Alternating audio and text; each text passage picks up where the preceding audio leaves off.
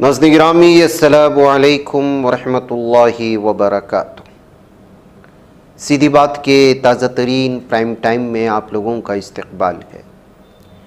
नाज़रीन गिरामी, मैं अंसार अज़ीज़ नदवी इस वक्त आप लोगों के सामने कुछ अहम तरीन ख़बरें, कुछ वायरल वीडियोस और कुछ तनक़ीदी तज़्ज़िये लेकर के हाज़िर हुआ।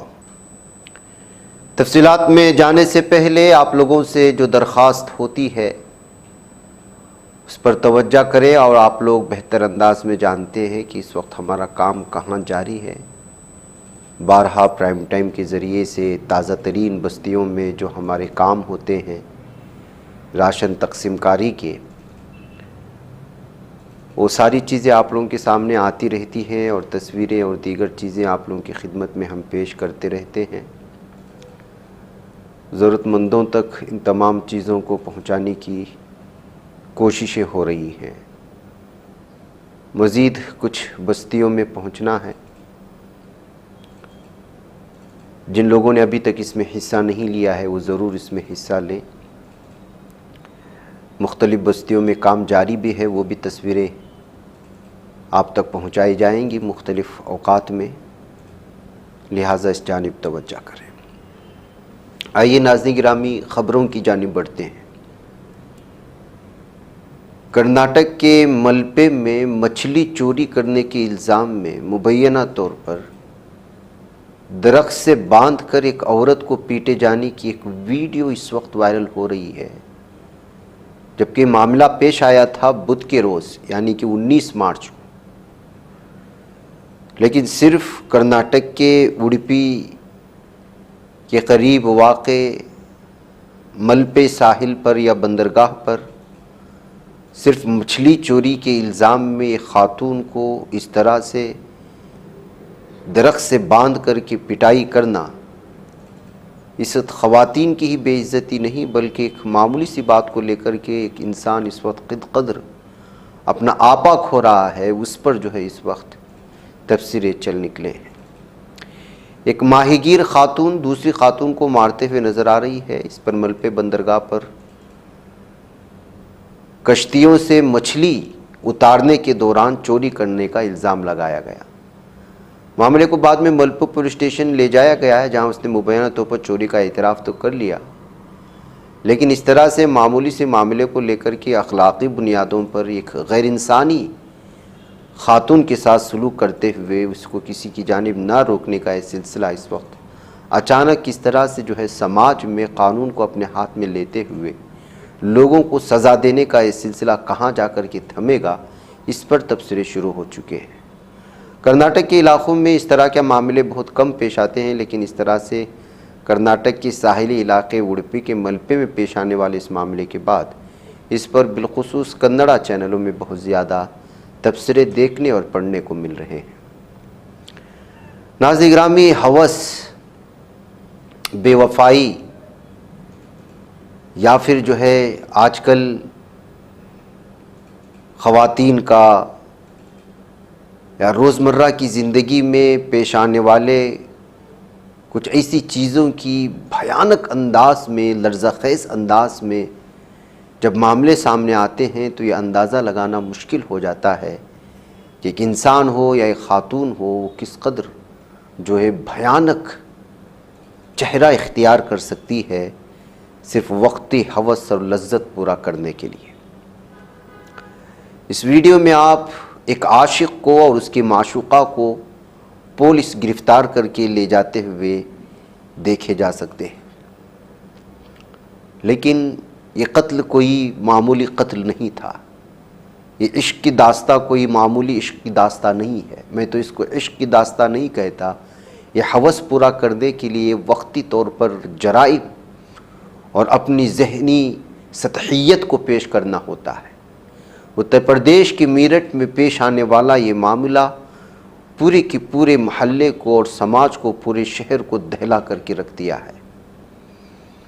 आशिक और माशूक़ा ने लंदन से आए हुए उस लड़की के शोहर को दोनों ने मिलकर न सिर्फ कत्ल किया बल्कि उसकी लाश को छुपाने के लिए एक नया ऐसा अंदाज़ अपनाया। कत्ल करने के बाद उसकी लाश को एक ड्रम में डालने के बाद, जिसमें पानी वगैरह भरा जाता है, उसको सीमेंट से सील कर दिया था। जालिम कातिल माशुका का नाम है मुस्कान रस्तोगी और उसका शोहर जिसको कत्ल किया गया उसका नाम है सौरभ राजपूत, जो मर्चेंट नेवी में काम करता है, लंदन में रहता था, लंदन से वापस आया तो आशिक जो साहिल बताया जा रहा है जिसका नाम, उसने मुस्कान के साथ मिलकर के बुरी तरह से कत्ल कर दिया है। सौरभ के अकाउंट से रकम निकालने की कोशिश भी की गई है, वो कामयाब नहीं हो सके। मुस्कान ने मोहल्ले के लोगों को बताना शुरू कर दिया था कि वो सौरभ के साथ सैर को जा रही है। सौरभ को कत्ल करने के बाद वो घर को ताला लगाकर साहिल के साथ हिमाचल चली गई घूमने के लिए। अपने शौहर को कत्ल किया, आशिक के साथ मिलकर के ड्रम में बांधा, सीमेंट से सील किया, घर के किसी कोने में फेंक दिया, फिर खुद आशिक के साथ सैर तो सपाट के लिए निकल गई। फिर इस दरमियान में उसके अकाउंट से पैसे भी निकाल करके अय्याशी करने की कोशिश की गई। उसके बाद वो लोग अपने माँ के पास पहुंचे, उससे पैसे मांगे। माँ ने सौरभ के बारे में पूछा तो मुस्कान ने घबरा कर सारी साजिश का इंकिशाफ कर दिया। माँ ये सुनते ही हक्का बक्का रह गई। उसने बगैर किसी ताखीर के पुलिस को इत्तिला दे दी। पुलिस ने मुस्कान को हिरासत में लेकर उससे सख्त पूछगछ की, जहाँ कि उसने अपने जुर्म का इतराफ़ किया। तो नाज़रीन गिरामी, ये सूरत हाल है। सौरभ राजपूत अपनी बीवी मुस्कान रस्तोगी और 5 साल बेटी के साथ मेरठ के ब्रह्मपुरी थाना इलाके के इंदिरा नगर में रहता था। लंदन में तैनात था, लेकिन वो कुछ दिन पहले ही मेरठ वापस आया था। 2016 में मोहब्बत की शादी की थी, अपनी पसंद की दोनों ने, लेकिन घर वालों के दरमियान में थोड़ा सा तनाव पैदा हो गया तो अलग से एक घर लेकर के बेटी और उसकी बीवी को वहाँ रख रहा था। इसी दरमियान में इस मुस्कान ने किसी और के साथ ताल्लुकात में आई और ये सब कुछ हुआ। नाज़रीन गिरामी, ये ख़बरें, ये चीज़ें आजकल के माहौल में और हमारे समाज में फैलने वाली गंदगी को दर्शाती हैं और ये बताती है कि आजकल का माहौल किस कदर भयानक हो चुका है, सूरत हाल किस कदर भयानक हो चुकी है कि जो है आप जितना भी किसी पर भरोसा यकीन कर लेते हैं, बिलाखिर वही आपको धोखा देता रहता है और यहाँ तक कि वो वहशियाना कत्ल तक, बेरहमाना कत्ल तक पहुँच जाता है। और उनके लिए ये भी एहसास नहीं होता कि वो जिसके साथ ये मामला अपना रहे हैं उसके साथ ज़िंदगी का एक अहम तरीन हिस्सा गुजार चुके हैं। किसी ख़ास मज़हब, किसी ख़ास समाज से वाबस्ता नहीं है। ये जराइम इस वक्त पूरे भारत में हर एतबार से इस कदर फैलती जा रही है कि बाज़ ख़बरें सामने आ जाती हैं और बाज़ किसी अखबारात के कोने में शाये होकर के दम तोड़ जाती हैं। पटना औरंगाबाद में एक दर्दनाक वाक़या पेश आया है बिहार की। LGPR लीडर के बेटे पर 13 साला दलित लड़की को कार से कुचलकर कत्ल कर देने का इल्ज़ाम है। लड़की होली खेल रही थी। लवाहिकीन का मानना है कि यह कत्ल है, जबकि दूसरी जानिब उसे हादिसा करार देने की कोशिशें हो रही है। पुलिस मामले की जांच कर रही है। औरंगाबाद शहर के वार्ड नंबर 29 के दलित बस्ती में होली के दिन 13 साला कोमल कुमारी अपने दोस्तों के साथ खेल रही थी कि उसके बाद LJPR के साबिक जिला सदर मनोज सिंह, उनके बेटे रंजय कुमार उर्फ सनी और विनोद सिंह वहां पहुंचे। उस पर इल्ज़ाम है कि उसने लड़कियों के खिलाफ ज़ात पात से मुतालिक नाजेबा ज़बान इस्तेमाल की। उसके बाद रांझे ने कोमल को अपनी स्विफ्ट डिज़ायर कार से कुचल दिया। कोमल मौके पर ही दम तोड़ गई। मुलजिमान वारदात के बाद से फरार है। मीडिया से बात करते हुए people's union for civil liberties Bihar की रुकन वैद प्रकाश ने कहा कि वाक़या चौंका देने वाला है। इसके बावजूद पुलिस ने अभी तक इस मामले में कोई गिरफ्तारी नहीं की। क्योंकि वो दलित बरादरी से ताल्लुक़ रखते इस वजह से, और जो कातिल हैं वो किसी ख़ास पार्टी से ताल्लुक़ रखते हैं इस वजह से, इस वजह से जो है इस वक्त नाज़रीन गिरामी इस तरह के मामले सामने आते हैं कि आज भी ज़ात-पात की वजह से गालियाँ देना और उनको इंसानी नहीं समझा जाता है। देख लीजिएगा, कार से अगर किसी 13 साल लड़की को सिर्फ उसके ज़ात-पात की गालियाँ देकर के कार से कुचल करके कत्ल कर दिया जाता है, तो इंसान की ज़हनी सतहियत की गिरावट की इंतहा को आप अंदाज़ा लगा सकते हैं। गौरक्षकों की गुंडागर्दी और दहशतगर्दी की इंतहा देखिए। तेलंगाना में किसकी हुकूमत है आप लोग जानते हैं। एक सरकारी अफसर अब्दुल वकील जिनका नाम है, पीर की शाम निर्मल ज़िले में वो अपने काम से जा रहे थे।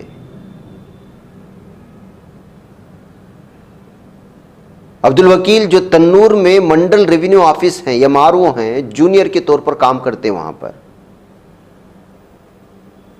और सरकारी फाइलों को एक जाफरानी कपड़े में लपेट करके ले जाया जा रहा था। उनका कोई खास मकसद नहीं था, रोजे से थे। जब निर्मल के भैंसा कस्बे में गाय के मुहाफिजों ने उसे रोका और हमला किया, हमले की वीडियो सोशल मीडिया पर सामने आई। तस्वीरों में दिखाया गया है कि कई अरकान वकील के साथ बदतमीजी कर रहे हैं, उस पर हमला करते हुए, उस कपड़े के रंग पर एतराज़ करते हुए जिसमें उन्होंने अपनी फाइलें लपेट रखी। अरे भाई, ज़ाफ़रानी कपड़ा अगर उस पर फाइलें लपेट करके रखा गया तो कौन सी गलती हो गई। इन गुंडों की, इन दहशतगर्दों की दहशत की इंतहा हो गई है।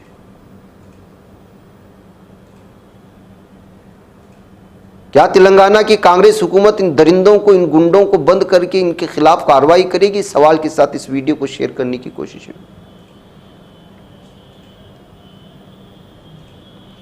इस सिलसिले में खबर तो आ रही है कि मुल्जिमान को गिरफ्तार कर लिया गया है, 3 अफराद फरार हैं, लेकिन इन गुंडों के खिलाफ, इन दहशतगर्दों के खिलाफ जो खुलेआम किसी भी बात को लेकर के मुसलमानों पर हमले करने के लिए जायज़ समझते हैं, गुंडागर्दी की और दहशतगर्दी की इंतहा कर देते हैं, इन गुंडों को असल में तड़ी पार करना चाहिए।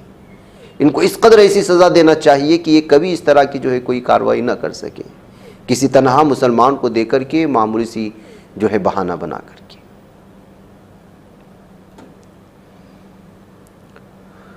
आइए नाज़रीन गिरामी, दूसरी खबरों की जानिब बढ़ते हैं।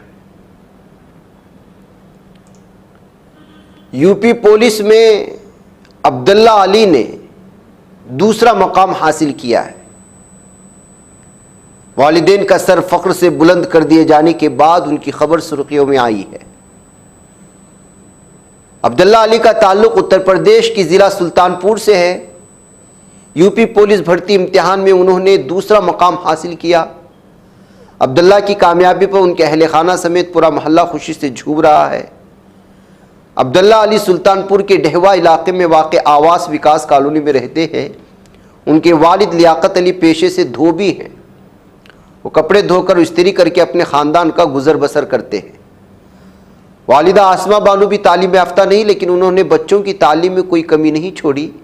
अब्दुल्ला के बड़े भाई हैदर अली पहले ही 69,000 असातिज़ा की भर्ती में कामयाब होकर उस्ताद बन चुके हैं।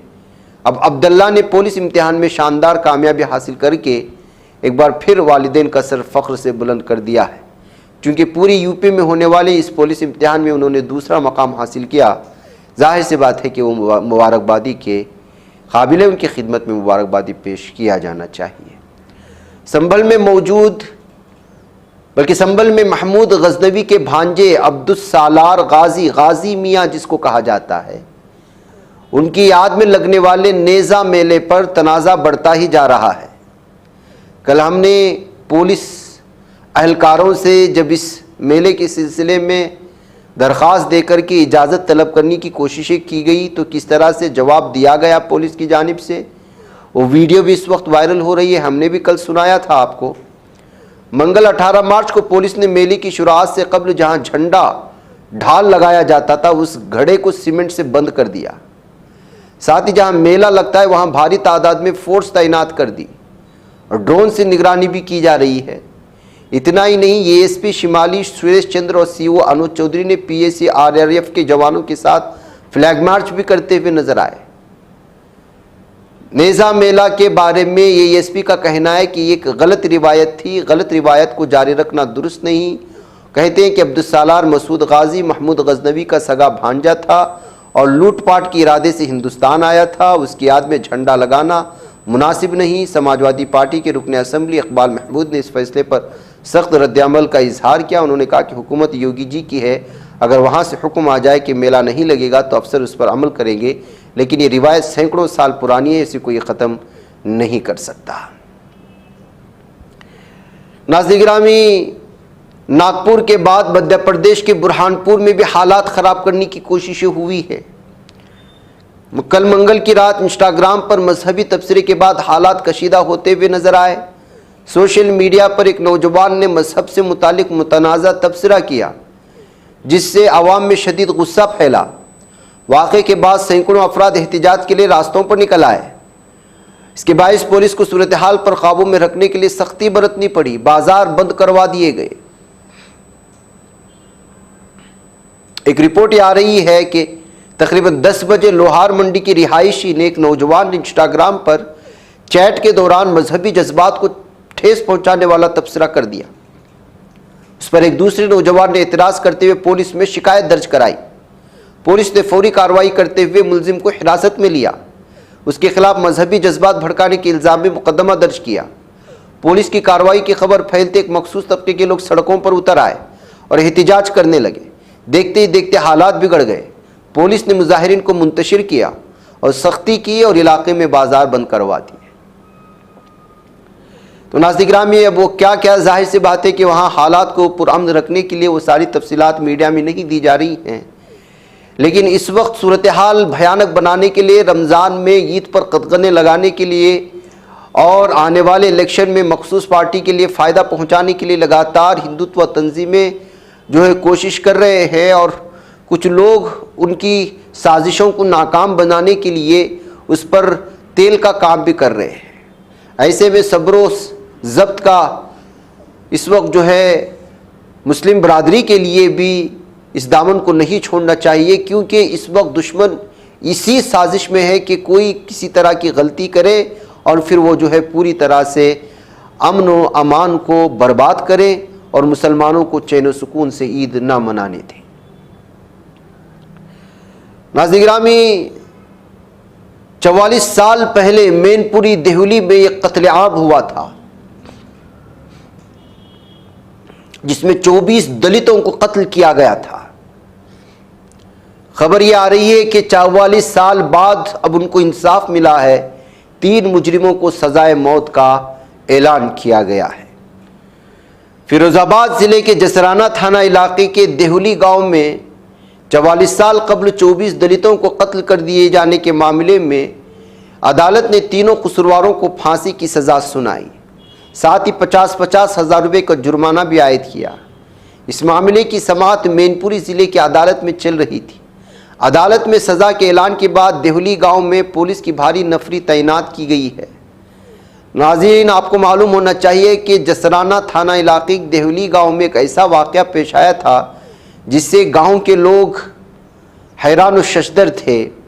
18 नवंबर 1981 के शाम करीब 5 बजे कुछ मुसल्लह अफराद ने गांव में दाखिल होकर दलितों की बस्ती पर हमला बोल दिया था। दलित बस्ती के घरों में मौजूद खवातीन, मर्द और बच्चों तक को कत्ल किया। मुलजिमों ने कुल 24 लोगों को मौत के घाट उतारा। अदालत ने जिन 3 मुलजिमों को फांसी की सज़ा सुनाई है, उनके नाम राम सेवक, कप्तान सिंह और रामपाल बताया जा रहा है। पहले मामला पूरी अदालत में चला, लेकिन वहाँ डकैती की अदालत ना होने की वजह से उसे इलाहाबाद मुंतकिल किया गया था। 15 साल बाद इस मामले में यहाँ पर सुनवाई हुई और उसके बाद जो है इन दलितों को कुछ इंसाफ मिला है। एंटी मुस्लिम वक्फ बिल वापस ले लें, इंडियन अमेरिकन मुस्लिम बॉडी की जानिब से इस वक्त पीएम मोदी की खिदमत में अपील की गई है और उस अपील में अफरा तफरी पैदा होने का इंतबाह भी दिया गया है। एक इंडियन अमेरिकन मुस्लिम तंजीम ने वज़ीर आज़म नरेंद्र मोदी से पुरजोर अपील की है, जिसमें इन पर जोर दिया गया है कि वो मुजव्वज़ा वक्फ तरमीमी बिल को वापस ले ले। उसे इम्तियाजी करार देते हुए खबरदार किया कि इससे मुल्क में मज़ीद बदअमनी फैल सकती है। वज़ीर आज़म नरेंद्र मोदी के नाम एक खुले ख़त में American Indian Muslim association AIMA के डॉक्टर एम कुतुबुद्दीन ने हिंदुस्तान में मुसलमानों के खिलाफ बढ़ते हुए पोलराइजेशन और तशद्दुद पर गहरी तशवीश का इजहार किया। ख़त में कहा गया कि हिंदुस्तान जिसे ग्रुप की जन्मभूमि, मातृभूमि और पवित्र भूमि के तौर पर बयान किया गया है, बढ़ती हुई फ़िरक़ावाराना तकसीम का मुशाहिदा कर रहा है। मुसलमानों को रोज़ाना मज़ालिम, तस्हीक और इम्तियाज़ी सलूक का सामना है। अपोजिशन जमातों या मुस्लिम नुमाइंदों से मुशावरत के बगैर वक्फ तरमीमी बिल को पेश करने की हुकूमत के फ़ैसले पर तनकीद करते हुए तंजीम ने इस इक़दाम को मुस्लिम कम्यूनिटी पर बराह रास्त हमला करार दिया। ख़त में सवाल किया गया कि सिर्फ मुसलमानों के औक़ाफ़ को ही क्यों निशाना बनाया जा रहा है, जबकि हिंदू, सिख या ईसाई इदारों के ख़िलाफ़ भी ऐसे इक़दाम नहीं किए गए।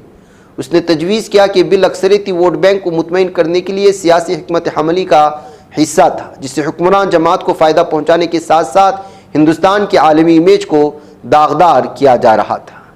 बहरकैफ नाज़रीन गिरामी, अब ये लेटर सामने आने के बाद ये लेटर इस वायरल हो रहा है और लोग उस पर तबसरे कर रहे हैं। बहरकैफ नाज़रीन गिरामी, मुझे यहाँ पर इजाज़त दें। अस्सलामु अलैकुम वरहमतुल्लाहि वबरकातुहू।